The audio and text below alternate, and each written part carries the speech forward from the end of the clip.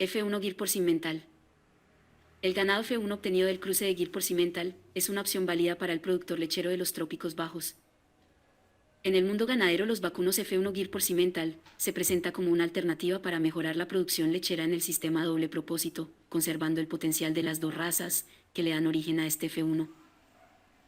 Es muy sabido que el gando vacuno Gir es tolerante al calor y resistente a parásitos, enfermedades, facilidad de parto y habilidad de pastoreo. De la raza de ganado vacuno Cimental se obtiene longevidad, buen temperamento, fertilidad, calidad de leche producida, habilidad materna, crecimiento rápido y precocidad.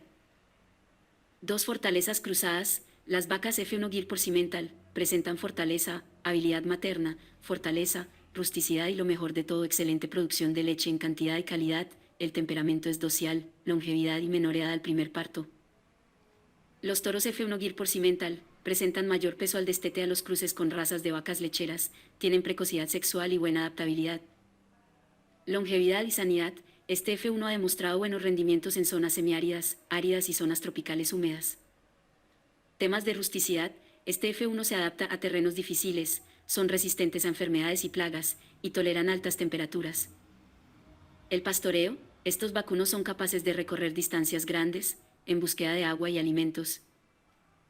Temas productivos. En estos cruces F1, hay vacas de primer parto con rendimientos que superan los 25 litros por día, con 4.1% de grasa y 3.5% de proteína.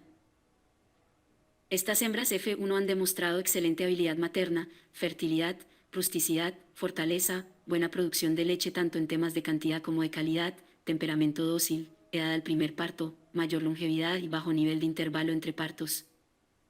Los toros F1 Gir por Cimental presentan mayor peso al destete a los cruces con razas de vacas lecheras, tienen precocidad sexual y buena adaptabilidad.